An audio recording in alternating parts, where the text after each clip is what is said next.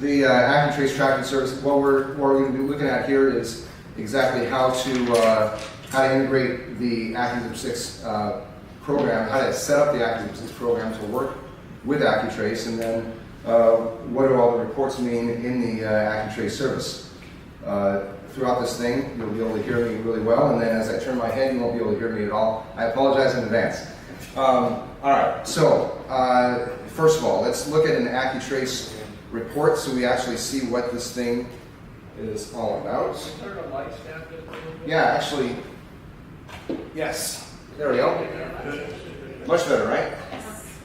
Okay, so the AccuTrace tracking service, the reason why you're using this or why you would want to use this is because it gives visibility on each mailing that you drop, individually, each mailing that you drop, based on when the mail starts hitting the mail stream, when the mail has started hitting mailboxes, and how long it takes to get from start to finish. That's probably the thing. I would imagine that's exactly what your clients are interested in knowing when they trust you with dropping the mail at the post office. So that's what this is going to give you. We start off with the AccuTrace. Now, what you're looking at here is a single job report. In fact, I'll start you at the beginning. When you log into AccuTrace, you're presented with a screen that looks like this, the job summary list. This is listing for you, and this example is of our own, the jobs that we track, but this is listing for you 3 fields, job ID 1, 2, and description, where you get to categorize and subcategorize your different, each different mailing. Maybe you might use job ID 1 for a customer, job ID 2 might be for the job number, job ticket number or something, and the description could be a little more descriptive than that. Does anybody, as we start this thing, and I want to talk about this, how do you guys does anybody have a system that you really are happy with as far as how you categorize job ID 1, 2, and description? Who uses AccuTrace right now? Don't be shy, please. Yes? Yes, we do like multiple jobs for stuff. So if we're like doing an SCF job in job ID 2, it may say like North Metro, Atlanta, Macon, Chattanooga. And that helps out a lot, but I have a question about, how AccuTrace narrows it down to like the actual barcode scan on the physical piece. Mm-hmm. If we're palletizing stuff, is there a way for it to break down where we can see if that pallet was scanned or if that tray that the mail was in was scanned? Sure. So she's asking if AccuTrace can currently report pallet scans and tray scans, container scans, right? Currently, it does not report these things. However, that is coming. Dave, when is that coming? I'm just kidding. Good. No, but that is coming. Our developers for AccuTrace are going to be building that in, so that is a feature that is coming. So in yes. regards to your job IDs, we'll put something where it's a job number or a job indicator, and then maybe a customer or whatever.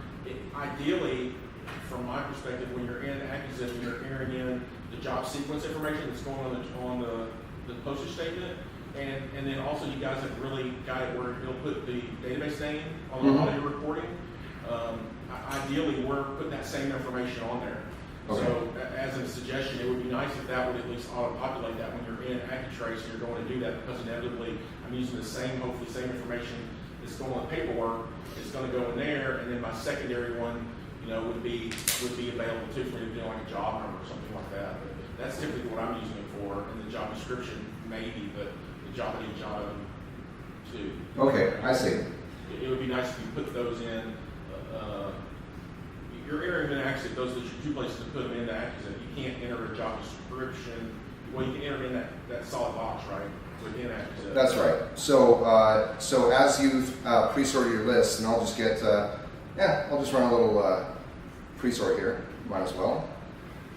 If you're in the last class, you'll know what this looks like. You'll be familiar with this step. So as we're going through the AccuZIP process, the pre-sorting process, we advance to print labels, the same thing that you would typically do with all of your mailings. The only thing you have to do really extra with AccuTrace in the AccuZIP 6 side of it is checking and upload the AccuTrace box. what we start out with by default is your job ID that comes from the pre-sort setup window. Was that me? The job ID that comes from the pre-sort setup window and the name of your, what is it, the name of your pre-sort folder? Or name of your, yeah. So, yeah, name of your file. So those are the things that we give you right off the bat. Now, in this same print settings windows, yeah, you can hard code in extra options here. If you want to change up how you categorize or add to it, you can certainly do that. Notification email is a single email address that you can put in here, and the email address you put in here, you'll be sending an email as soon as your job has been uploaded to AccuTrace successfully. So once it hits this stage, once it hits this, you should get that notification email telling you that the job is available with the job link. And I think you said you had a rule in Outlook that once you receive this, you have it dispersed to others, right? Yeah, so that's a good idea. All right, so how to set up the AccuZIP 6 program for this, and the important things that you need to know in AccuZIP.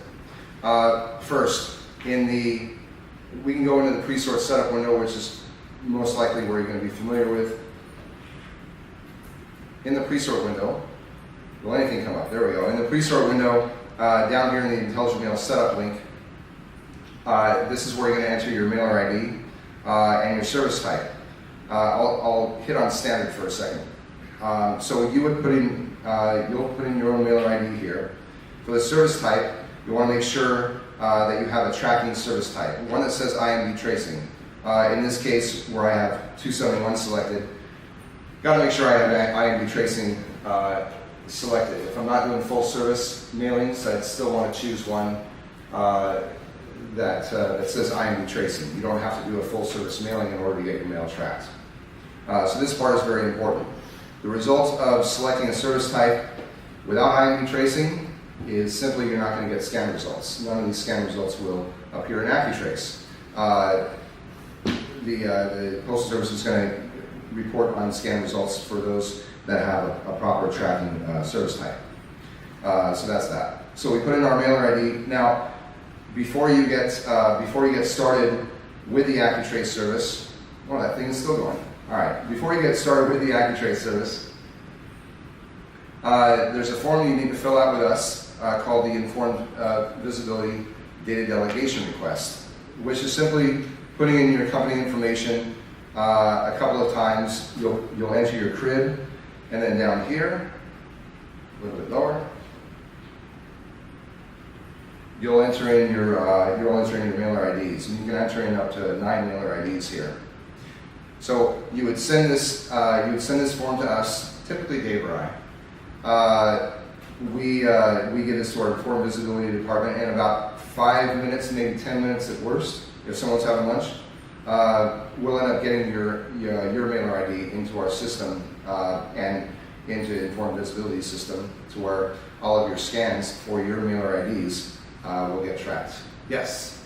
Okay, so at this part, we use AccuTrace all the time, and I have noticed on some of our customers, they use their own permit, and they have their own mailing ID. Sometimes we don't show scans. Is that because we haven't sent this? Correct. That's exactly right. Dave is correct out there. Yeah, but I would still recommend, because you're going to have a lot of different clients with a lot of different mailer IDs, and you're not going to throw them all in here, I would still suggest using your own mailer ID.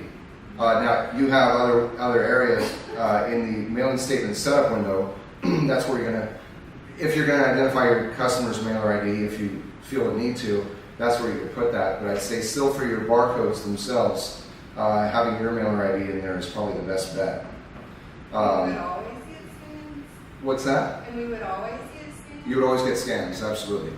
Yeah, So maybe but it's just our post office, because we use our mailer ID always, but there's just some customers that's why are these pieces not scanned? oh, okay. So you're wondering. I'm sorry, I misunderstood. So you don't have your customer's mailer ID in the barcode, right? Okay.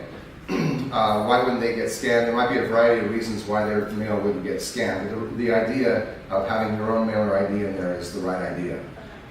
If it is, well, a common reason why mail wouldn't get scanned if you were doing, if you're getting saturation or high density rates and you're making a DDU drop for your mail, that mail is most likely, well, that mail is not going to get scanned. I won't say most likely, it's not going to get scanned. So if you're doing direct drops to the local post office where the mail is going to be delivered, you're not going to get any scans. Is that So like highly saturated carrier routes and DDUs, we may not see scans on, but it's still being delivered. It's just correct? Yeah, and especially with flat size mail, the pieces with the highest probability of getting scans are the pieces that are going to be in your mixed ADC sacks. The ones that have to travel the most, the ones that get the most hands. But yeah, the shorter the distance, the less likely the scans. That might have been what it is, but nothing to do with their permit at all. Thank you. No problem at all. So yeah, you would put in your own mailer ID into this form, send it off to us, and yeah, in about 5 minutes or so, you'll get the scan results. And not only that, the cool service that we have with AccuTrace is, let's say you've already done a mailing, you've already dropped the mail, and you forgot to check the upload to AccuTrace box in this little. And that's still going. I'm just going to close the browser. Anyway, what's that, Dave? Just reload it. Yeah, I think it will. The fact that I can't open a tab is kind of concerning. Let's go back to that print pre-sort. Again, that's really all you have to do in the pre-sort window itself, in that IMB setup, entering in your mailer ID that's going to go on the barcode, entering the service type. Hugely important.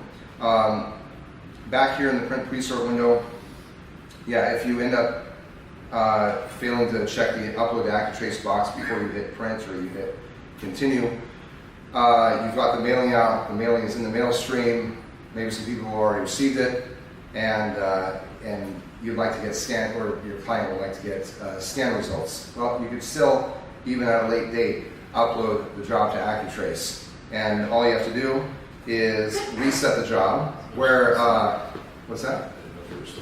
Yeah, I'm not part of it. No, I haven't heard that. I can do that. We've had situations where people have where people have sent out their mailings, they dropped their mailings. We didn't have their mailer ID. They didn't give us their mailer ID, so their stuff didn't get scanned. But they, at a late date, after deliveries have already been made, filled out the informed visibility form that you saw there a little bit ago. We were able to go back into through the gateway, dig into the scan data, get it forwarded over to us. I think it goes back a couple months, 3 months or so. 60 days. 60 days. Thank you. And still be able to get that mail tracked. Go into your job, reset the job, and you'll still be able to get that mail tracked. So there you go. Let's see. One of the reasons why you don't see any scan results for a mailing that you've uploaded to AccuTrace may be due to the serial numbers of your printed pieces not matching what you've uploaded to AccuTrace. I think that's a fairly common question that we get. Dave over there agrees. So, why does that happen? Well, every time that you advance past this print settings window, well, I should say after you've done a clean pre-sort, and you've advanced past this print settings window, this is where it's going to generate your intelligent mail barcodes. Let's see. So if I was to scroll over here, have I made those yet? I might not have made those. Yeah, the third column over. The column over? Sequence 1, 2, 3, 4. Oh, there it is. But I'm looking for the intelligent mail barcode data. So I may not have. I don't think I've advanced past the screen. So I'm going to advance past here. I'm not going to upload the AccuTrace in this case. But I'm going to advance past here. And this, where it says adding IM Barcode data, this is at the point where it gives you that information. So if I go back to my print pre-sort screen here, now I have the IMB digits fields. Now I have the letter representation of the barcodes. So if I was to upload this to AccuTrace and print this and mail it, we're going to get scan data. If I realized that there was a mistake in this somehow, maybe I forgot to add a seed or something and I needed to pre-sort again, or when I pre-sort again and I advance past this window, it's going to make all new serial numbers because we're not going to repeat your serial numbers for you. So if you've already uploaded to AccuTrace and you pre-sort it again and you advance past the screen again, new serial numbers. Your serial numbers in AccuTrace are not going to match the printed piece. Therefore, you're going to get 0 scan results. So it's something to look for. It's something to be cognizant about. Now, I got a question. yes. Can you upload it to AccuTrace at that point, after the second one? What's Can it you again? re-upload it again after the second preset? Absolutely. Yes. Yeah, absolutely. You can delete jobs off of AccuTrace. Hey, it's It working. won't replace what's already on there, but you'll. It won't replace it, but it doesn't need to replace it because you can delete jobs on here. In fact, with my newly found internet connection, let me actually go to Kristen, AccuTrace.com. So when you get AccuTrace, you will pick out your own login, something.iaccutrace.com. Be clever with that. You can use your company name or use.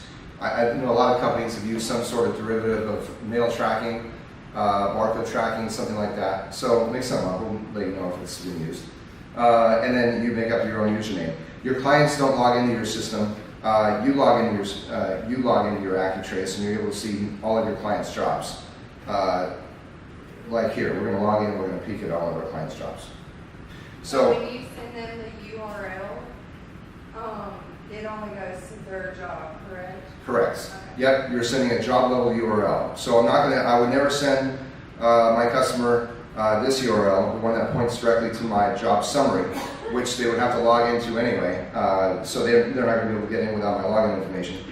But I will send them a job URL, and it looks kind of like this. So if I select a job, well, let me answer your question first. Let's see. I don't think I have a situation like that. But let's say that these two jobs here, the top two jobs, they're not the same. But if they were the same, one is clearly getting scans, one isn't. We can simply delete that job. So you can upload a job 4 or 5 times. All right. It doesn't hurt anything. We charge you a little extra. Okay, we don't charge any extra. But yeah, you hit the little X to get rid of it, and then you're fine. When you dig into the job, if you want to send the URL of the job to your client, simply click on any of these links here.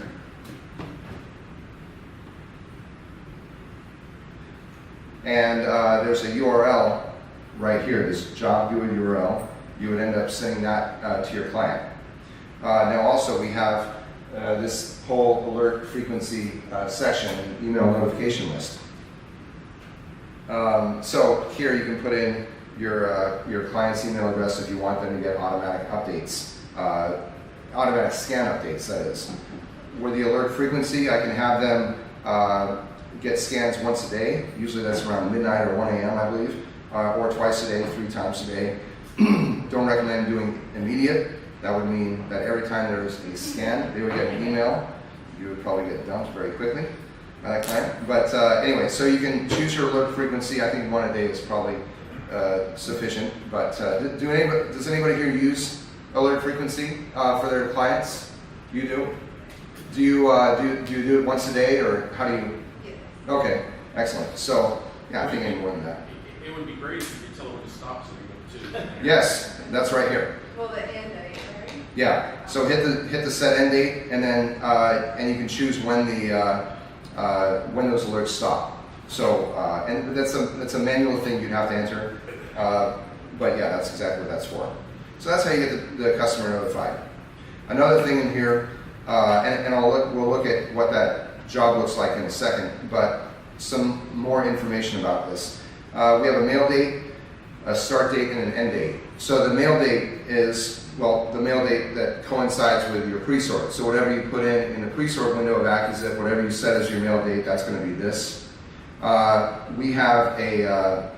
We've got to put in something for the start and end date. So we automatically fill these things in. 3 days after your mail date is going to be, 2 or 3 days after your mail date, 3 days after, it's going to be your start date. And then a week later is going to be your end date. Probably not the best idea to leave these as they are because they're inaccurate. We think of it as we had to put something in there, so we have these arbitrary numbers. If you're mailing for an event, or you have timing that's critical for your mailing, I think this is a good thing to take advantage of, the start date and the end date, because as we look at this, as I look at this job a little closer, this one that has scans. By the way, Dave, it's very difficult to look at your laptop in this on the podium setting, so just keep that in mind. All right, so as I look at this job, the first thing that your eyes are drawn to is the in-home delivery performance report, because it's a massive pie chart. This in-home delivery performance, in fact, let me get a better job. I think I actually have a better job that shows different colors. This one will probably show the same thing, of course it does. So the in-home delivery performance report is going to give you a pie chart based on pieces that were early, pieces that were on time, and pieces that were late.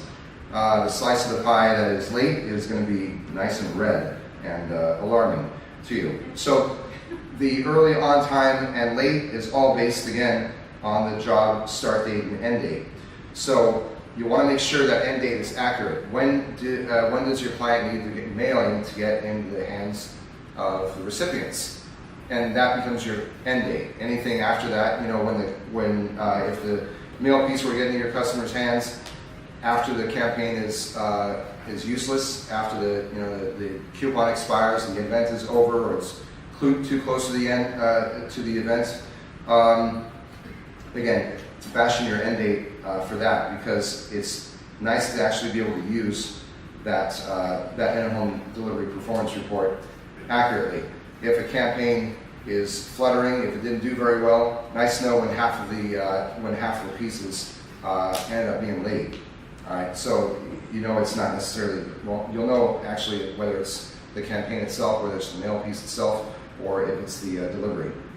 But essentially though, you're saying though those 2 dates are really just target dates used to identify your milestones within reporting. It really has nothing to do with attaching those pieces back in, or correct. I mean, they're relatively arbitrary. I mean, Exactly. We never change them, But could it be useful don't know too? necessarily what to change them to per se. It's just would be our best guess as well, right? Yeah, absolutely.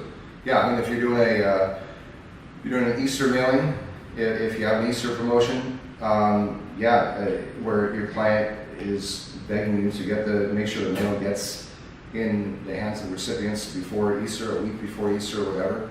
If they need to be there a week before Easter, we're going to set the end date to a week before Easter, and then we're going to know again what this way late and on time actually means something. They actually have relevance, other than just they got there before this date that we just arbitrarily filled in. Excuse me.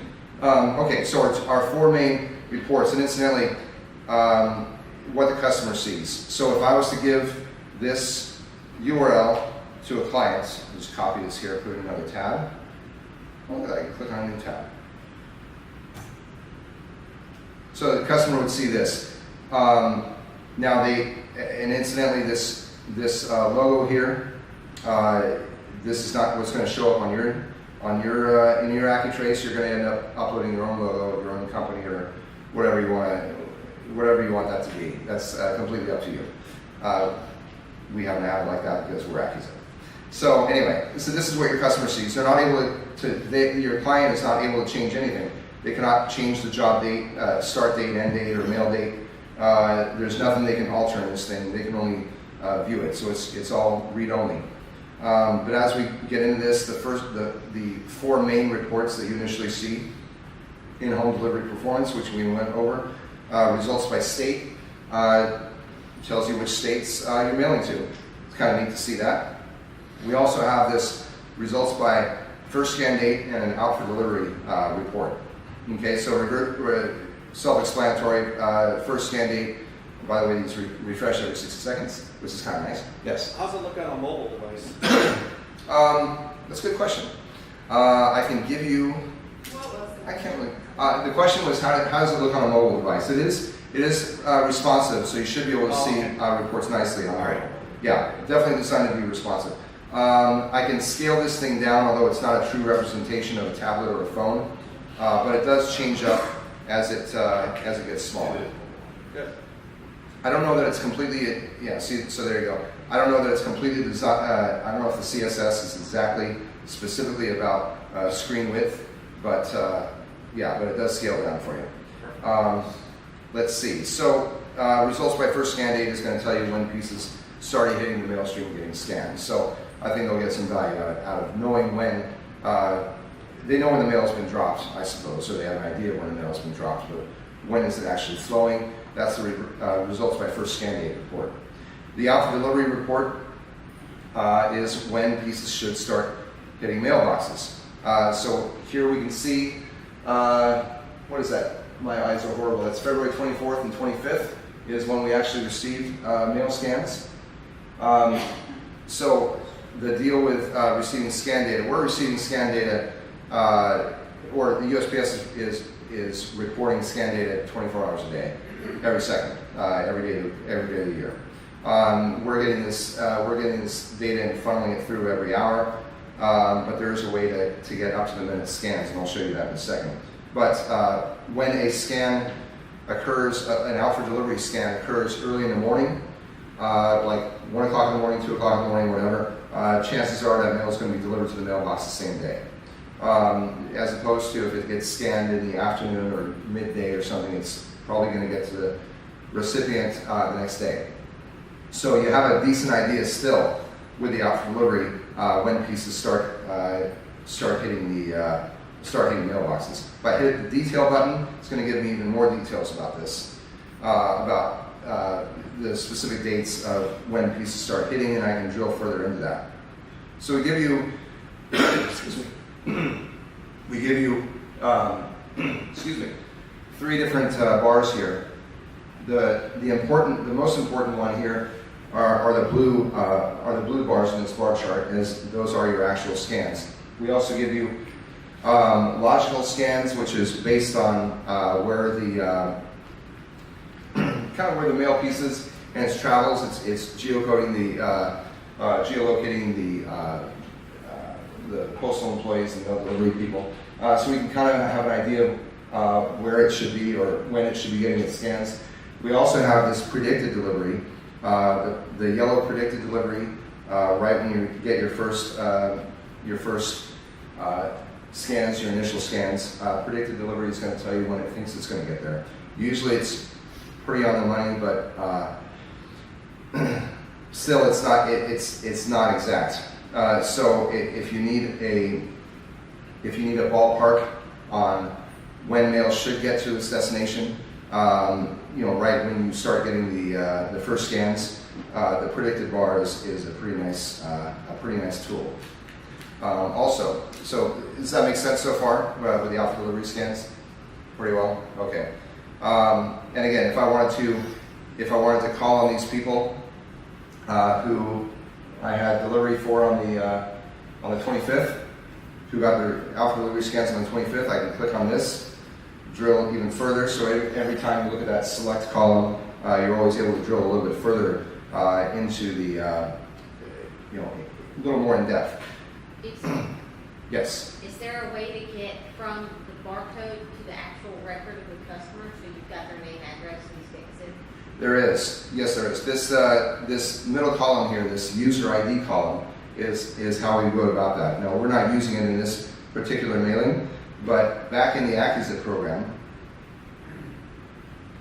back over here, if we had a field in your database called user PC ID, if we populated that user PC ID field with something, your name, a person's name, their street address.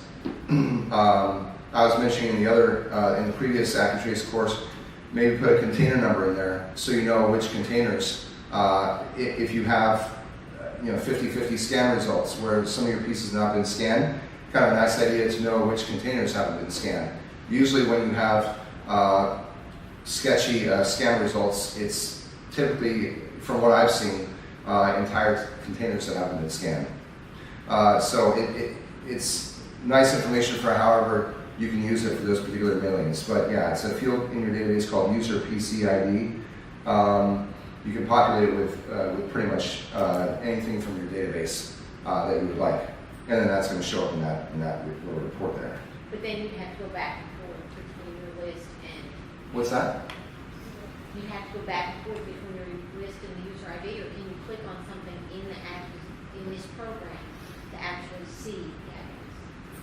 Yeah, well, if I'd say the only way to see your address, the only way to see a street address in AccuTrace is before you upload to AccuTrace to populate the field called user PCID with the address. That's the only way that it's going to happen. Excuse me. And then that user ID field will be populated, and then when we just duplicate your address, their last name, field to user PCID, and it's going to come. Yep, that's exactly right. And we can run a quick command that would create the user PCID field for you in your database and populate it with whatever fields you'd like.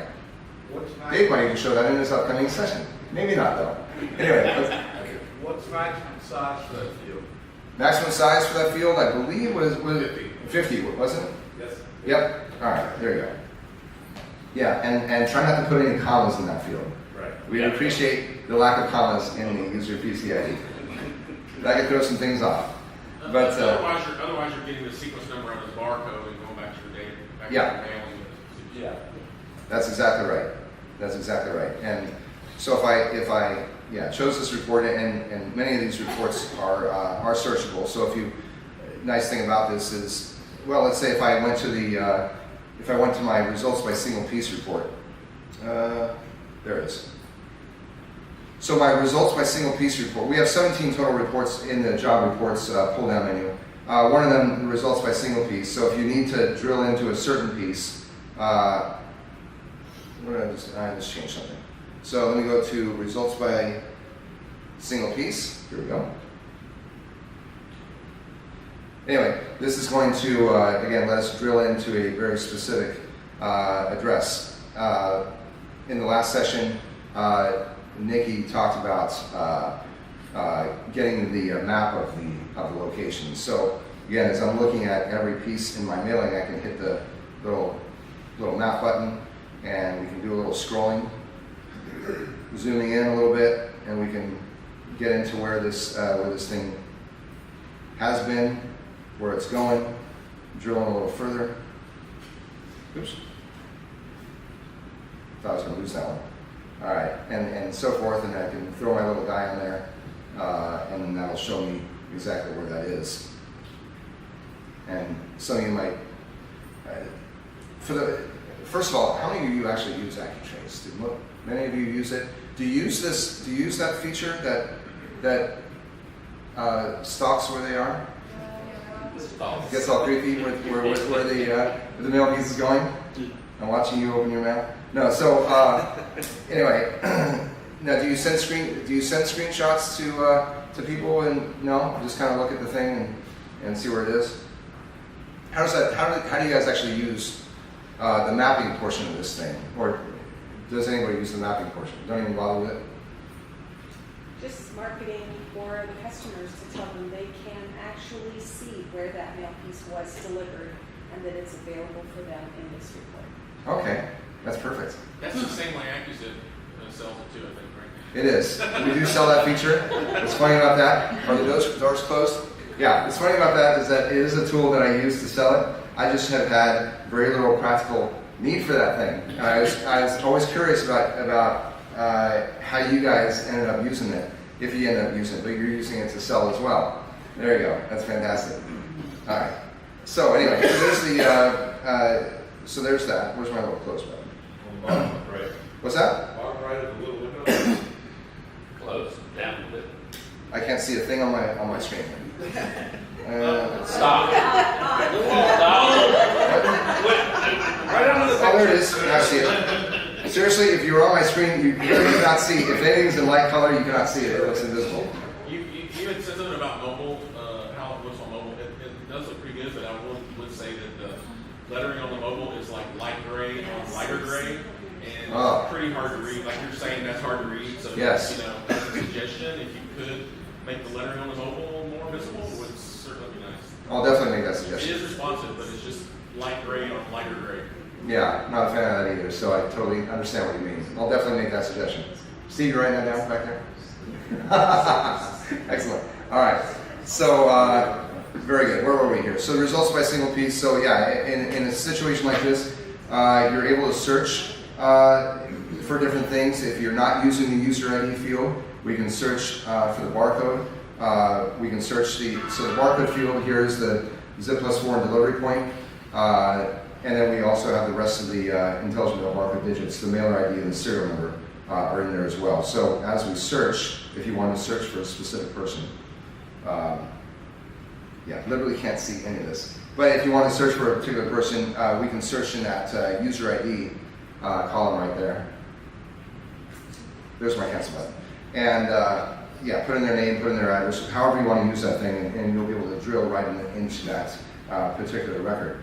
And then in that particular record, see specifically when it has received its scans. There we go. So here we can tell the date and time of when these things have received their scans. And in Dave's next session, he will explain exactly what this equipment means and the mods. There you go. No, that's not going to happen. Anyway, so let's see some of the more key reports. One quick question. Yes, go ahead. Correct me if I'm wrong, but aren't you working on the URL that you would be giving to the customer, or did I not see you go back to the original? I believe I am working on the. I believe I am working on the URL that I would give the customer. Yeah. Okay, so you're doing an awful lot of things that the customer could do if they wish to do. If they wish to, that's correct. However, they're not smart enough to know what they're doing. But the good, correct. Yeah, it depends on the information that you give them. It's all based on how much you educate the customer. If you essentially give them the URL and have at it, they're not going to know very much about this. I would probably give them your top 4 or 5 reports. So I mentioned out for delivery by date. Right. That's an important one. Results by first scan date might be important. Something like if they're doing national mailings, a results by NDC report. This is one of my favorite reports, as this shows us the average elapsed days. Let me get a better report here. So I'm going to go into this one. There we go. There's some late ones. Okay, that would be what a customer, that would be perfect. Right. For our customers, that would be perfect for them to be able to see. Mm-hmm. Absolutely. Yeah, so they'll being able to drill down to the littlest level to say, hey, John Smith called, they didn't get their piece. Having them do that drill down, if they wish to do so, would just be too time consuming for what result there might be. Mm-hmm. And That makes it sense. probably would be a seed person in a list that they didn't get it. Right. That makes sense. Yeah, that makes sense. Yes, Bill. I think the suggestion here is that we can limit what the customer can see when we send it the URL. There's no limit to what the customer can see. They're going to see, they have access to all of it. They have access to all the reports. We know that. Suggesting that there should be some. You're suggesting that there should be that limitation where you can tell them, where you can essentially decide which reports that they see. Correct. I see. Yeah, that's pretty great. API is available to do that. If they upgrade to the API, then you have total control over. I think the thought process of Steve was that we don't want you, competing with us as a reseller to show, to customize that in that way, to where if you have the API, you could show the results or whatever reports on your website, however you like, and that would be an upgraded version of that. So at this point, there's no customizing this. This is basically a cookie cutter template Right. that everybody gets. But if you wanted customization, we do have the ability to do that, but it's through an API. Okay. Correct? Yeah. Where we can customize reports that would be available. But they're only allowed to see the reports for their job of the URL you send. That's correct. Yeah, correct. They get back to the customer. But they can see them all. They click on They the get, URL. yeah, but you can give them recommendations, like Eric said, the top 5 reports that you might want to look at. Some of the other ones, they may not understand. They may. It's pretty self-explanatory. Unless, No, it's not. Mail people it is, customers. Get your phone calls. Yeah, I know. They can let all of that, okay? They can actually call us if they want. So the question, no. So the question asked was, what does the customer see as soon as they click on the URL that you're going to give them in their email? So this is a simulation of that. They click on that, and this is the first thing they see. Your logo in the upper left corner, and then instead of the AccuZIP logo, and then these job reports. So this may be all that they need. That might be the entirety of it. So that's what they see, and it's their choice if they pick on detail. Yeah. Sure, but yeah, probably a decent idea is to just let them know, you've got a lot of reports to choose from, but here's the reports that you should be looking at. Depending on what's important to them, everybody is different. If I look at the results by NDC report, this is going to give me, here's all the NDCs, and this tells me the average elapsed days it took to hit all these things. So, if I am, in fact, we had a mailing not too long ago that went out a little bit too late, and by looking at past history, which is what this is all about, giving us past history, by looking at previous jobs that we have mailed from our location, we took averages of this and determined that some of the mail is going to have to go first class, some of the mail is going to have to go standard mail in order for people to get these things on time. So that's what they'll be able to learn with a report like this if they're doing, again, mailings that are going outside the SCF area or outside the state. So this could be a pretty valuable tool, especially as far as, they might demand that mail hits the mail stream at a certain time. Well, they got to get their list to you at a certain time. So, at least having knowledge of this, having knowledge of how long it really does take to get all, across the country. These are pretty eye-opening for standard mail. A lot of people are surprised that it might take 21 days. It might take 3 months and a few dog sleds to get to Alaska. So it takes quite a bit of time, to get from one end of the country to the other when you're going standard mail.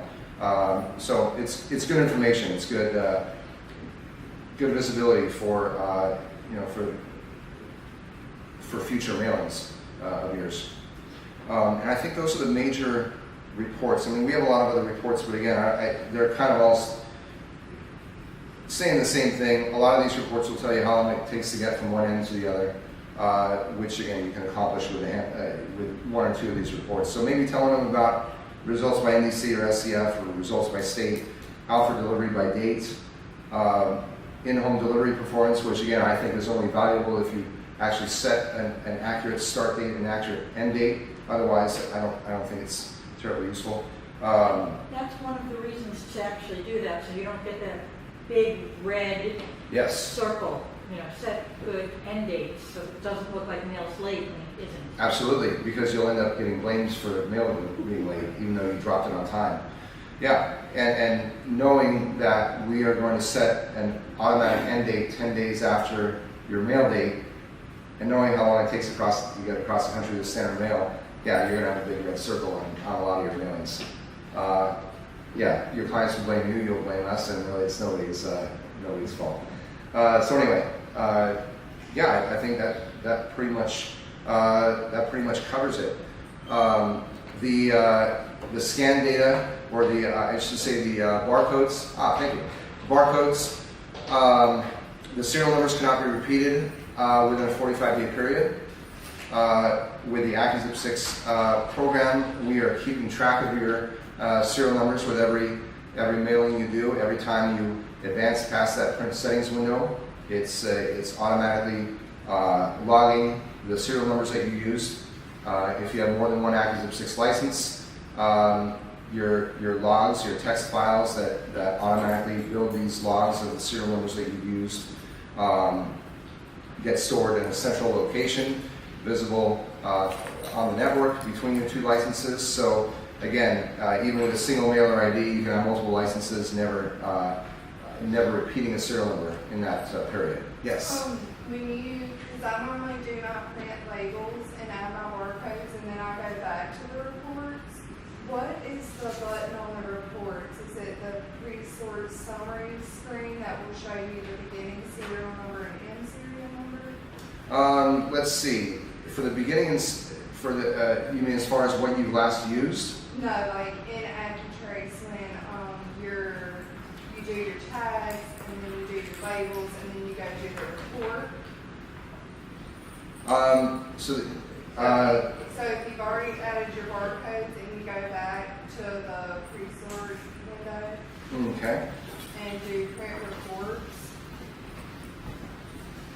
Postal Wizard Assistant, maybe? Oh, yeah, that's correct. Postal Wizard Assistant does show you the serial range that you use for that mailing. Absolutely. Sometimes it doesn't come out report when I print it at the end though, they're blank, right? Oh, the serial range? Yeah. That's There- because you probably did your report before you. Oh, so you have to do it a certain You time. gotta do your labels first. There's another, yeah, that's exactly right. And yeah, and make sure you advance past that print settings window. As far as those logs go that I just mentioned, in your AccuZIP 6.5.0 folder, in your iMail folder, you're going to look for your mailer ID with a .dat extension, not the one with a T, that's your tray serial numbers, but your barcode serials are all in this log. Your mailer ID.dat, again, that's in the iMail folder within the AccuZIP 6.5.0 folder. This shows you the date of your mailing, the start range, and the end range for that mailing. So in a situation where, let's say you have to redo a pre-sort and you've done several since because you're trying to get tracking for that mailing.